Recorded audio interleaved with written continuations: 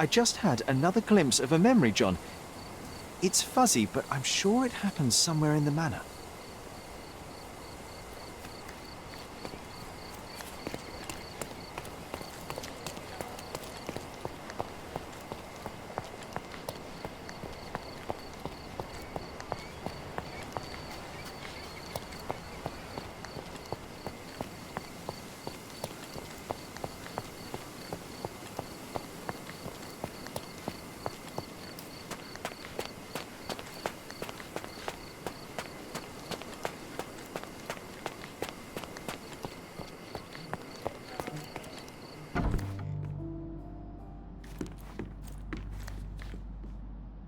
Home sweet home, Sherry. You know, I envy you, Sherry. You can talk to other people and they won't ignore you. And I envy you. You can ignore any person you're bored with. You don't miss out on much. Most men are dull, unlike yourself. Well, I'm flattered.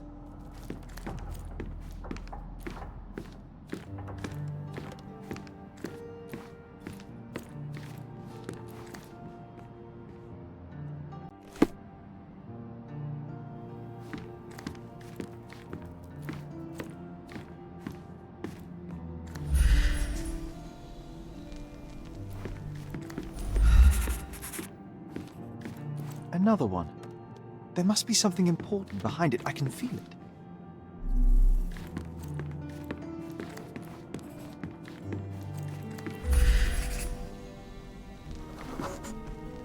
I had a surprise for my mother.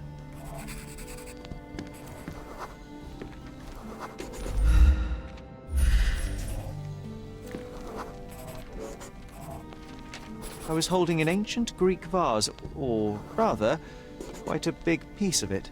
You had a shovel with you, John. I remember now. We dug up the vase from Greek ruins here on Cordona and were eager to show my mother right away. For some reason, the door was closed. We knocked. But nobody answered. We thought that she was busy. So we left the vase and ran downstairs.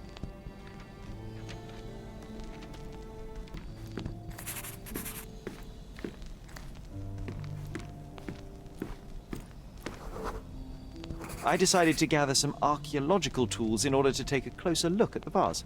But then we heard something, didn't we? Yes. It came from upstairs.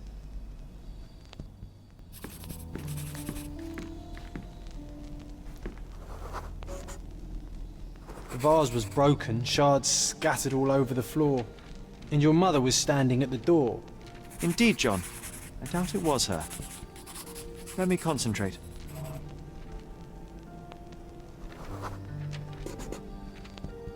Otto Richter was standing there, furious at us. Dr. Richter told us never to disturb my mother when the door is closed. He said she had broken the vase. But we didn't believe him. I bet he smashed it.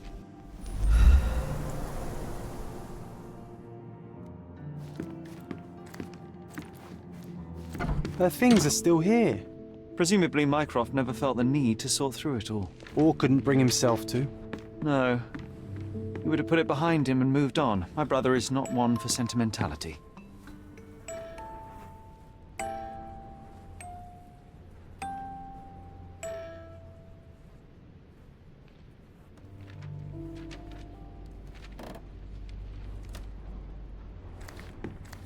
It reminds me of my mother.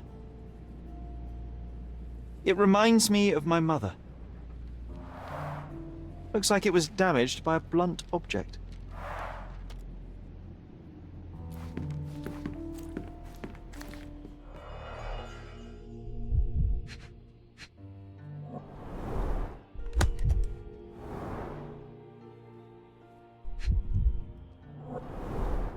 Do you think the doctor could have used these tools here?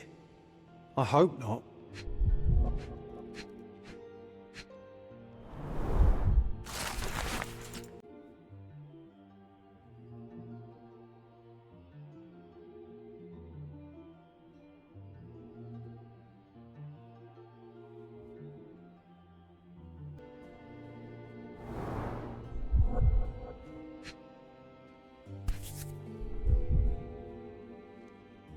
There appear to be residues of the bottle's contents at the bottom.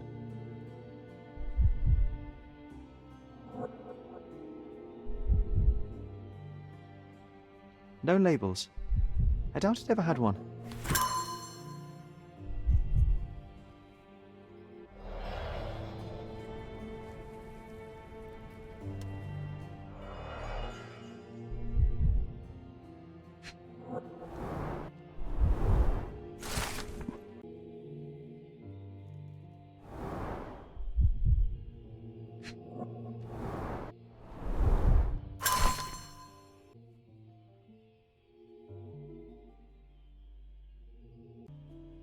It's a strange feeling to read about my father's death in the newspaper. I can't recall anything except the deep feeling of loss. You were too young. It happened before we even met. It's so sad. I'm sorry. This room always reeked with an acrid medicinal stench. And here is the reason. Straps on the bed. It just doesn't look right.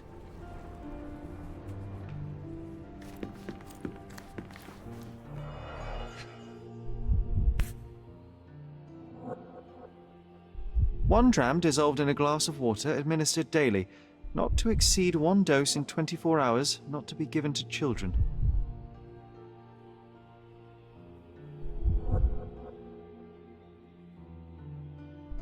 Seems this was the most frequently used medication.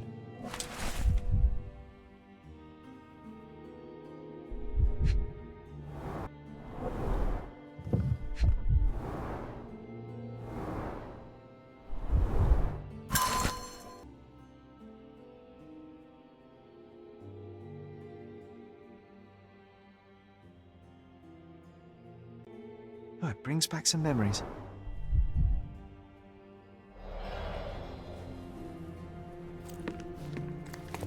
Oh, I would love to take a bath right now. Not this one. Surface corrosion suggests it was prone to extreme temperature fluctuations. For medical purposes, I suppose.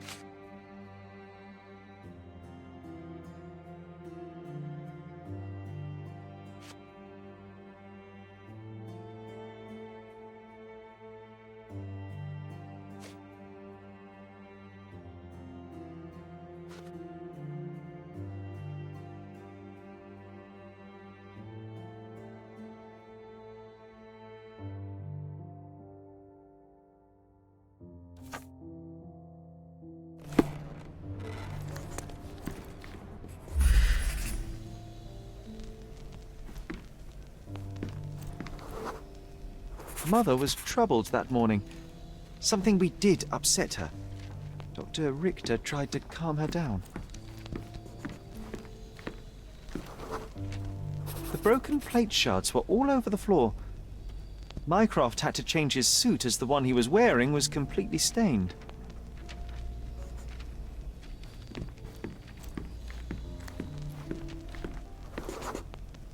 We had to put the tray with Mother's morning tea down, but why? It's starting to ring a bell. I think it happened in the morning.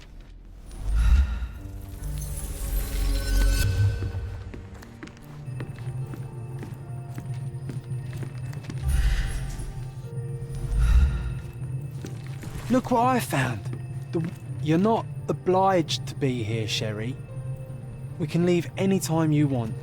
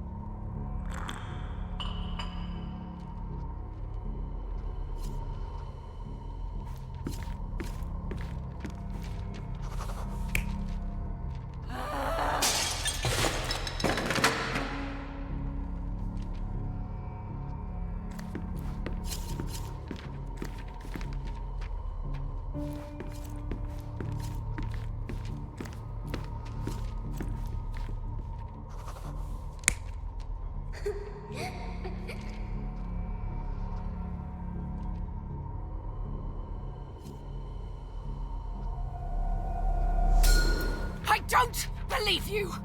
Liars! Get away from me! It's not true! It's not real! What? Oh. Everything will be okay, Sherry. I promise.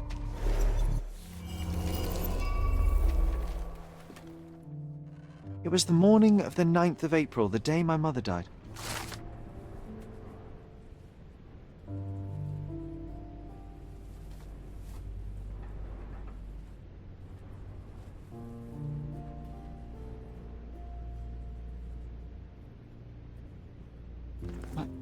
My mother, she was not just ill, but mad. God have mercy. I'm sorry. That explains why you locked the memory away. There must be more, John. That was the morning of her death. I need to know what happened. John! Every time you... I just don't... Please, Sherry, leave it be. Just breathe, John. You know that I cannot leave the last stone unturned. We are so close.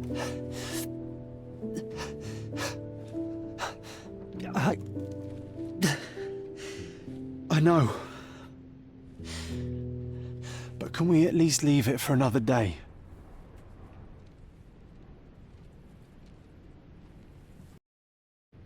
Well, history tells us these memories are triggered by our investigation of other matters. I suspect it could not be forced even if I so desired. Thank you. How are you feeling about all this? Tell me, I'm not the only one reeling. In the end, little has changed. My mother was still unwell, just not with tuberculosis. What I do not yet understand is why Mycroft lied about it. There are precious few pieces of this puzzle remaining, John. Let us dawdle here no longer. Indeed. Wait, did you hear that? Yes. Metallic souls. What is this sailor doing here?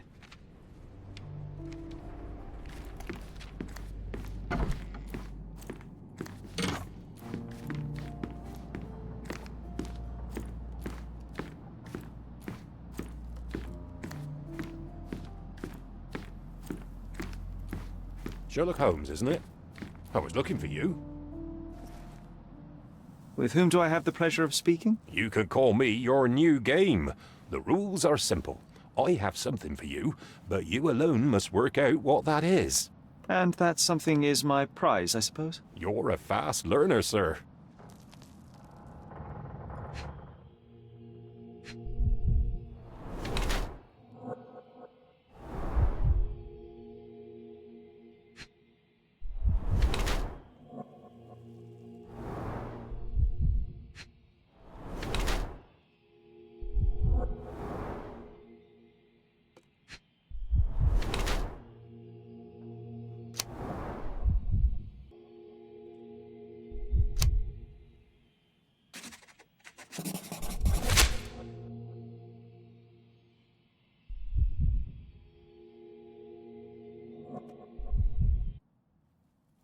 cannot believe that Mr. Vogel has somehow successfully called my attention to his gallery.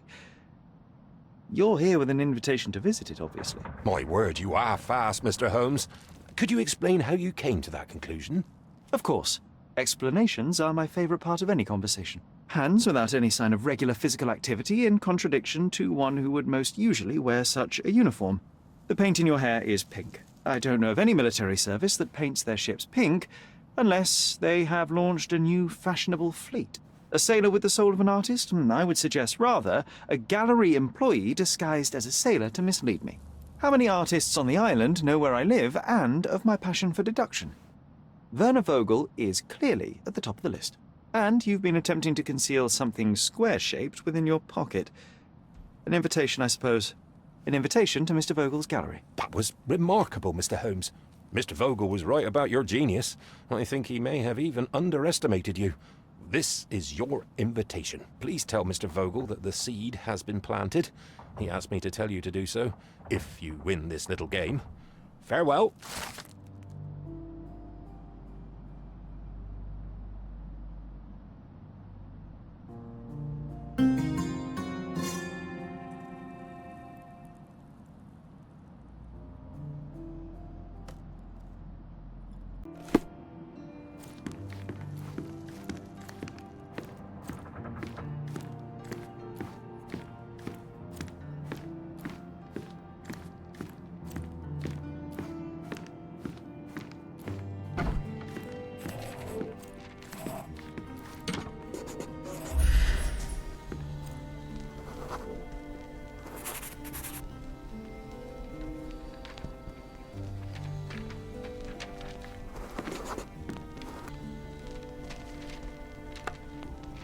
Oh, nice move. You saved the king and checkmated the black king with the rook.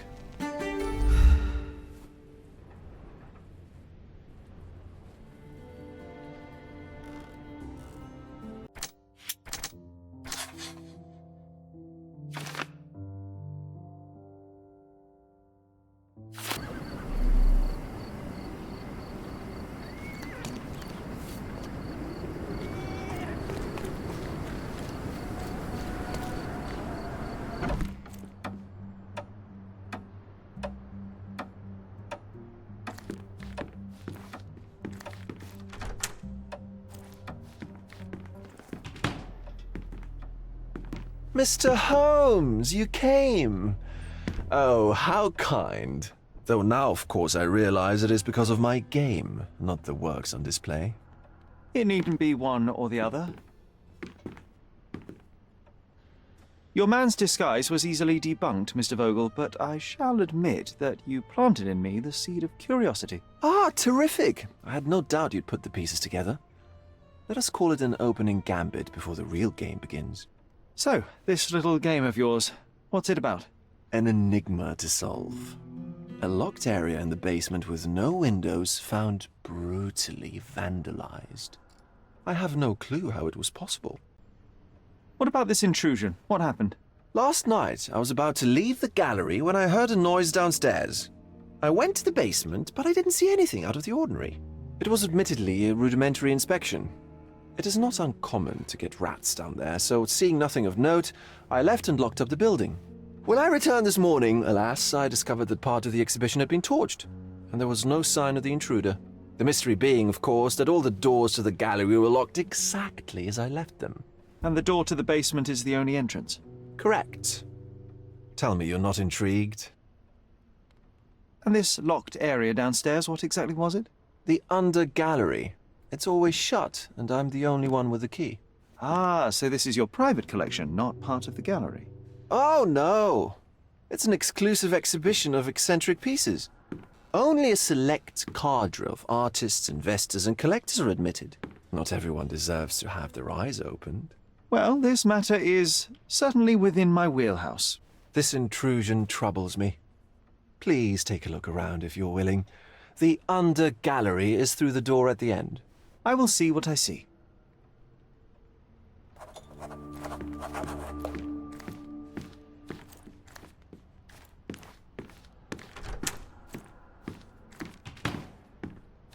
You sure you don't like art, Sherry?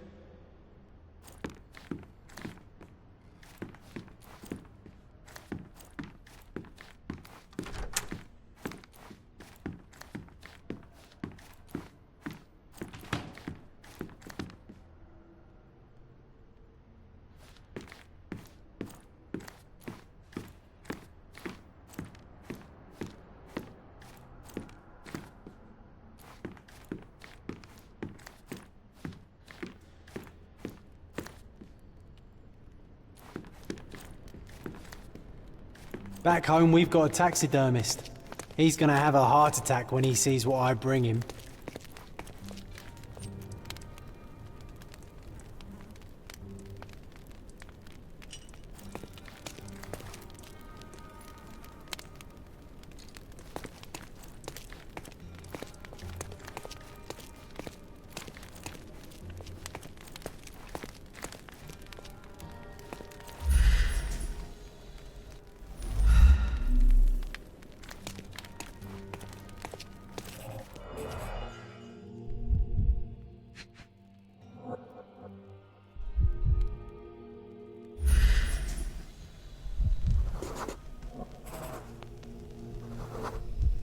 The left step's length is shorter than the right. It indicates that the walker was lame.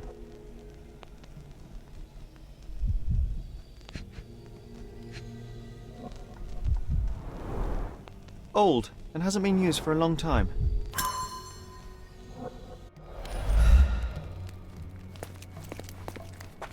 Closed with a metal bolt.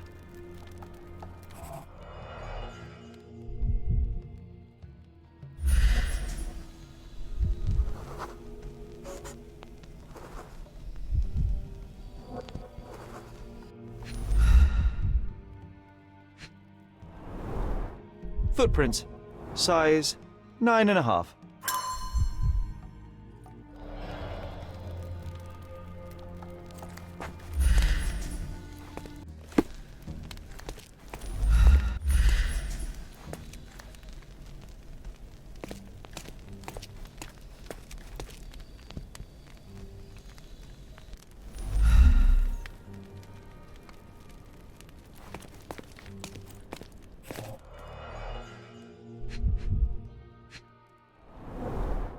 Sherry, how about some company in that dreary chamber of yours? Leave my loneliness unbroken, John.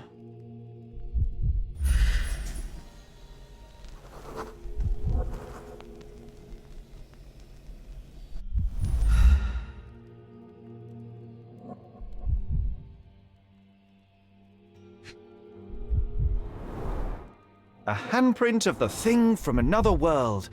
But it looks fresh, and its coal origin ruins the effect of the extra mundane.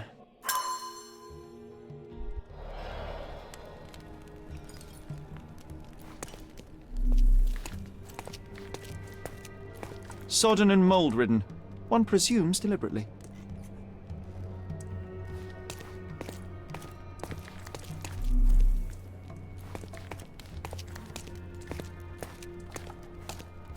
The parasites of creativity. Or just a reflection of the artist's recreational interests. Saturn devouring his son. Oh, grim composition. Unflinching in its ferocity, yet somehow beautiful.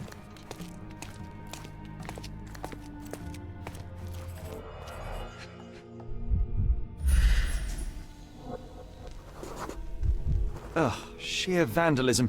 Only an ignorant person could do such a thing.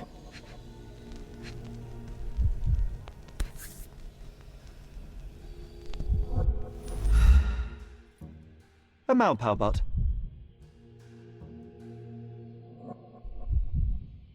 Coal fingerprints. I think we're looking for a man with a coal moustache.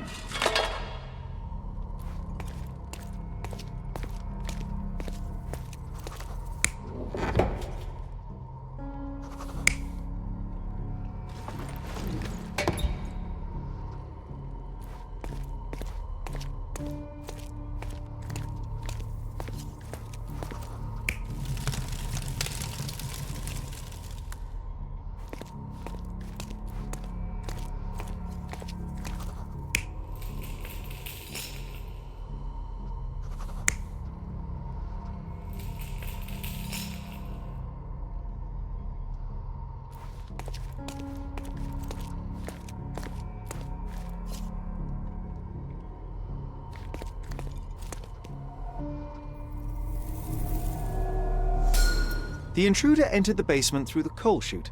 He used a magnet to open the hatch bolt. He accidentally pushed a shovel to the floor. Vogel heard the noise. At the sound of his approaching footsteps, the intruder hid inside the coffin. When Vogel entered the basement, he failed to notice anything strange and left without properly checking.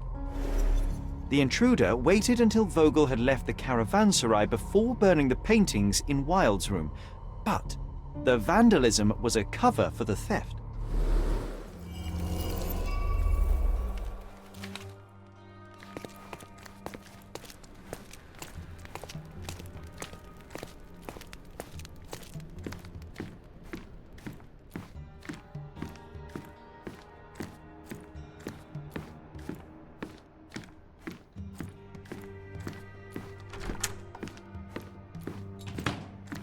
The pieces are not what I expected.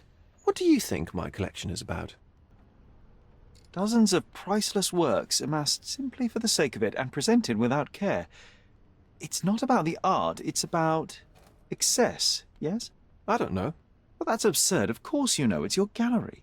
There is no one answer, no singular truth, but many filtered through the subjective mind. That forgetting, embellishing, lying machine. Besides, what's wrong with a lie if it makes life more interesting? What's wrong with a lie? It corrupts the ability of others to behave freely and rationally. Men never act freely and rationally anyway. It matters not what is or isn't in the end. The only important thing is how you feel. And I simply want to feel and consume as much as I can. Don't you? Feelings are simply one's animal ancestry trying to wrest back control of the brain. I try to avoid the distraction. You try not to feel, even in a place like this? None of it moves you? To be frank, I struggle to maintain even a whit of interest in art. But Mr. Holmes, it is joy incarnate, mankind's greatest achievement. Mankind's highest achievement above all others is objective and rational thought. I see then why you dislike art, for it means whatever you want it to. Or perhaps, Mr. Vogel, I was lying. Aha. Mr. Vogel, my investigation has revealed that the intrusion was not merely vandalism but theft. The limping visitor left your place with a canvas. That's very impressive. The fire was a clever attempt to hide a stolen painting, even if it didn't fool me. I found the remnants of an empty frame in the pile of ashes. The canvas had been removed. Do you know which paintings in the Wilde room may have interested a thief? Were any particularly expensive? Those pieces belong to a well-known artist named Boniface Mercurio. They're controversial, but not of a notably high value. The intruder entered the basement through the coal chute. He used a magnet to open the latch and dislodged the shovel while doing so. That's the noise you heard yesterday. When you went downstairs to investigate, he hid in the coffin.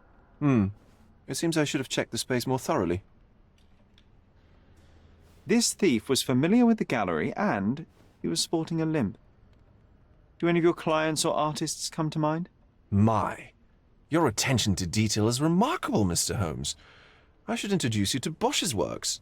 Alas, I'm afraid I cannot suggest a culprit. There's something more, is there not? I can see it in your eyes. Indeed. There is another intriguing angle. I recently received an anonymous offer for one of Mercurio's works.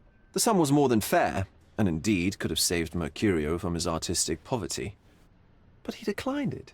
Was it a performative whim? Some artists lionize pain and hardship as if their work would be worse after a meal and a hot bath. I cannot tell. But not only did he refuse the deal, he insisted on displaying the painting in the public space. I was hoping to change his mind, but artists are a special breed of stubborn. What was depicted in the piece? A bound woman, wrapped in robes, being penetrated by a red devil that stared at us, the viewer. The beast had numerous tails growing from his back, and a large crowd gathered around the pair, silently watching the orgiastic scene. Okay, well, given the nature of the other works on display, it's hard to see why that one stood out. What could possibly be its value? The evaluation of art is very subjective, Mr. Holmes. After all, art is everything. A poem, a bruise, the beads of sweat on your beloved skin. Even a masterfully solved crime. I'm not sure I see the connection. Regardless, the painting was one of a series called The Sabbath Night in Cordona. The works depict sex, violence, and other controversial acts that life, for better or worse, contains. Ah, I see. I'm not sure that you do, but that can wait for another time. So where can I find Boniface Mercurio? I know he lives somewhere in Old City, but couldn't be more specific. He's a prominent figure, so finding him shouldn't be a problem. Well, I believe I have enough to begin. Thank you, Mr. Vogel. Your gallery certainly has unexpected depths. I'm delighted to have been able to please a friend. In return, I expect you to come back with good news. Or at least with a good story.